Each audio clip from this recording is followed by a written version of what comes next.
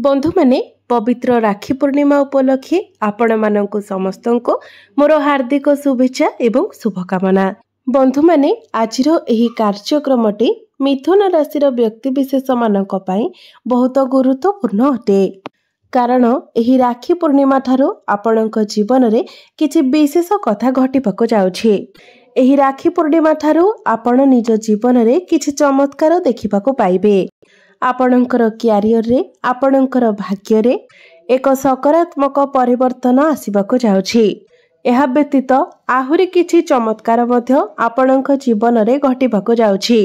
तेबे आपणक जीवन रे केउ सब घटना गुड़िक घटिबाको जाउछि, केउ सब परिवर्तन गुड़िक आपणक जीवन रे हेबाको जाउछि, से विषय जानिबा पई आपण माने भिडियोटी को शेष पर्यंत निश्चय देखंतु।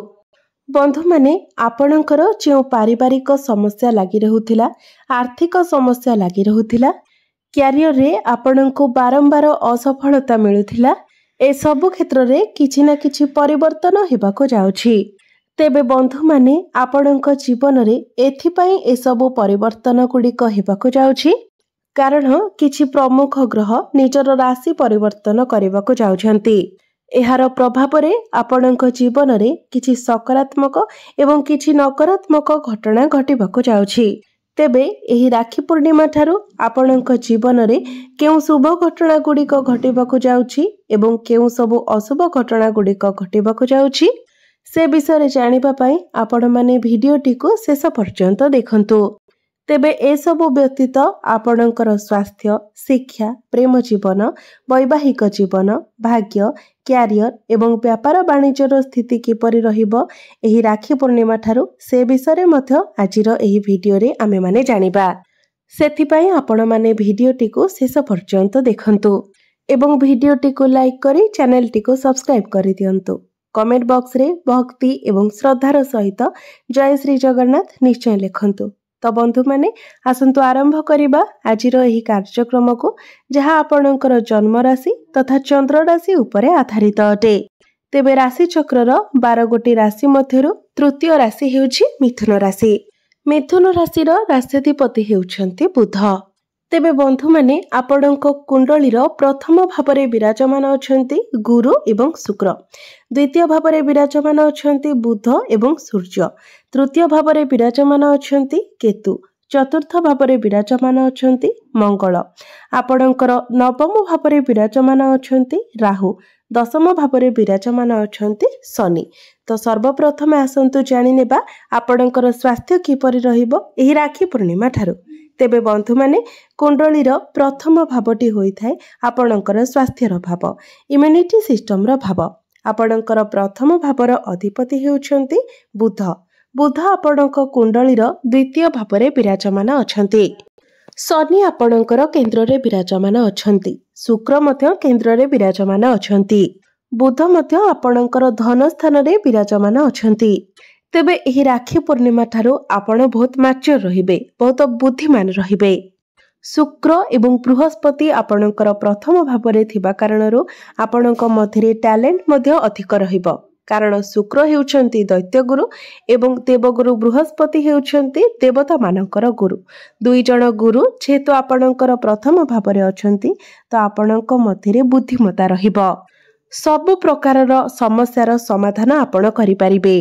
स्वास्थ्य दृष्टि मध्य आपणक पई समय बहुत भल रहिबो, अर्थात एही राखी पूर्णिमा ठारू आपणकर स्वास्थ्य रे कोनोसी प्रकारर समस्या देखा देबो नाही, तेणु स्वास्थ्य को नेकी चिंता करिवार कोनोसी आवश्यकता नाही।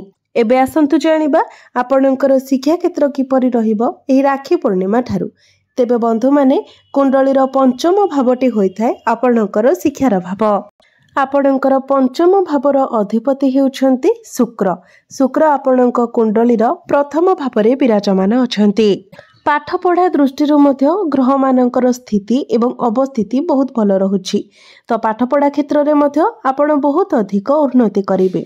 एही अगस्त मासरे जदि आपण आपणकर पाठ पढ़ा रिलेटेड किछि स्टेप नेबा पई चाहुचंती, आगो को बढ़िबा पई चाहुचंती, तो बिना द्विधारे आपण आगो को बढ़ी पारिबे, कारण पाठ पढ़ारे आपण को बहुत सफलता मिलवा को जाउछि। एही राखी पूर्णिमा परे जदि आपणकर किछि एग्जाम अछि, आपणकर किछि कॉम्पिटिटिव एग्जाम अछि, तो निश्चित भाव में से आपको सफलता मिल। जदि सरकारी चाकरी पाई आपण प्रिपेयर होउछंती सेथिपाई मध्य समय आपण को साथ देव। आपण एग्जाम रे क्वालिफाई करि पारंती। आपणक प्रथम भाव में शुक्र सहित गुरु थिबा हेतु यह आपणकर शिक्षा क्षेत्र पाई बहुत अधिक शुभ प्रभाव प्रदान करिबो। एबे आसंतु जानिबा आपणकर प्रेम जीवन किपरि रहिबो एही राखी पूर्णिमा ठारू। तो बंधु माने कुंडलीर पंचम भावटी आपणकर शिक्षार भाव हेबा सहित पंचम भावटी मध्य होइथाय आपणकर प्रेम जीवनर भाव। तो आपणक पंचम भावर अधिपति हेउछंती शुक्र। शुक्र आपणक कुंडलीर प्रथम भाव में विराजमान अछंती। राहुंकर दृष्टि पंचम भाव उपरे रहुछि जहा फल रे छोट छोट भूल बुझामणा मध्य आपणक मध्य बड़ धरणर समस्या सृष्टि करि पारे। आपण निजर पार्टनर को मध्य छोट छोट कथार भूल बाहर करि पारंती। किंतु शुक्र एवं बुधंकर स्थिति जेहेतु बहुत भल रहुछि तेणु ए सबुर कोनोसी विशेष प्रभाव आपणक प्रेम जीवन उपरे पड़िबो नाही। आपणकर प्रेम जीवन बहुत भल रहिबो। पूर्वरु जदि आपणक मध्य कोनोसी प्रकारर समस्या चलीथिला कथाबार्ता बंद हो जायथिला कोनोसी प्रकारर मिसअंडरस्टैंडिंग थिला से सबुर समाधान होई जिवो। एबे आसंतु जानिबा आपणकर वैवाहिक जीवन किपरि रहिबो एही राखी पूर्णिमा ठारू। तो बंधु माने कुंडलीर सप्तम भावटी होइथाय आपणक वैवाहिक जीवनर भाव आपणक जीवन साथीर भाव। आपणक सप्तम भावर अधिपति हेउछंती देवगुरु बृहस्पति। गुरु आपणकर प्रथम भाव में विराजमान अछंती एवं गुरुंकर दृष्टि आपणकर सप्तम भाव उपरे रहुछि। शुक्रंकर दृष्टि मध्य सप्तम भाव उपरे रहुछि। शनिंकर दृष्टि मध्य सप्तम भाव उपरे रहुछि। यह व्यतीत मंगलंकर दृष्टि मध्य सप्तम भाव उपरे रहुछि। तेबे एते अधिक ग्रह मानकर दृष्टि सप्तम भाव में रहिबा कारणरू आपणकर पार्टनर टिके मुडी स्वभावर रही पारंती। बेले बेले से आपणको बहुत भल व्यवहार देखैबे आपणको बहुत भल पाइबा देबे आ बेले बेले आपण तांको मध्यरे बहुत अधिक जिद्दी देखिबाको पाइबे एवं बेले बेले तांको मध्यरे बहुत अधिक आग्रेशन मध्य देखादेब। मंगलंकर दृष्टि रहुथिबा कारणरू तांको मध्यरे आग्रेशन देखादेब। शनिंकर दृष्टि रहुथिबा हेतु तांको मध्यरे जिद्दी स्वभाव देखादेब। शुक्र एवं गुरुंकर दृष्टि रहुथिबा कारणरू से निज भूल को मध्य बुझी पारिबे। तो वैवाहिक जीवन आपणकर 70% भल रहिबो आ जो 30% रहिला ताहा आग्रेशन आर्गुमेंट ए सबु रहिबो।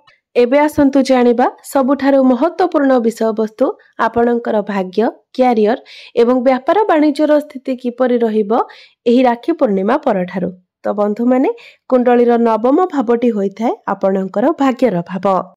तेबे आपणकर भाग्य भाव में राहु विराजमान अछंती जहा फल रे आपण जहा भी कार्य प्रथमे आरंभ करिवे सेथिरे राहु बाधा विघ्न सृष्टि करिवे। नवम भावटी होइथाय पितांकर भाव। जेतेबेले नवम स्थान रे राहु विराजमान थांती तो सेतेबेले नवम स्थान रे पितृदोषर निर्माण होइथाय। तेबे आपण जदि तरबरिया होई कोनोसी कार्य करंती कोनोसी डिसिजन नियंती राहु सेथिरे समस्या सृष्टि करिवे। किंतु आपण जदि धीर स्थिर भाव में शांत होई निजको धैर्यर सहित रखी कोनोसी काम करंती कोनोसी डिसिजन नियंती सेथिरे आपण सफलता पाइबे। विशेष करी जदि केउठारे आपण किछि इन्वेस्टमेंट करूछंती ट्रेडिंग जेमिति कि आपण कोनोसी शेयर मार्केट स्टॉक मार्केट रे इन्वेस्ट करूछंती ता पूर्वरु भल भाबरे भाबी चिंती करंतु नचेत आपण क्षति रे पड़ी पारंती। आपणकर भाग्य भावर अधिपति शनि वर्तमान आपणकर दशम भाव में बकरी अछंती तो भाग्य आपणकर 70 ରୁ 80% भल रहिबो किंतु तरबरिया भाव में आपण किछि भी करंतु नाही। एबे आसंतु जानिबा आपणकर क्यारियर आपणकर कार्य क्षेत्र किपरि रहिबो एही राखी पूर्णिमा ठारू। तेबे बंधु माने कुंडलीर दशम भावटी होइथाय आपणकर क्यारियर भाव कार्य क्षेत्रर भाव। तेबे आपणक दशम भावर अधिपति हेउछंती देवगुरु बृहस्पति। गुरु आपणक कुंडलीर प्रथम भाव में विराजमान अछंती एवं आपणक दशम भाव में शनि विराजमान अछंती। दीर्घ 30 वर्ष परे शनि आपणकर दशम भाव में गोचर करुछंती एवं 2.5 वर्ष पर्यंत शनि आपणकर दशम भाव में ही रहिबे। शनि हेउछंती कर्मकारक ग्रह। शनि जो भी भाव में विराजमान थांती सही भाव सहित जड़ित कर्म गुड़िक आपण को अधिक निवेश कराई थांती अर्थात आपण आपणकर क्यारियर रे अधिक सीरियस रहिबे। ଏହି ସମୟରେ ଆପଣ ବହୁତ କିଛି ନୂଆ ନୂଆ ଜିନିଷ ଶିଖିବେ। ନିଜର କାମକୁ ନେଇକି ଆପଣଙ୍କୁ ଭାଗଦୌଡ଼ କରିବାକୁ ପଡ଼ିବ।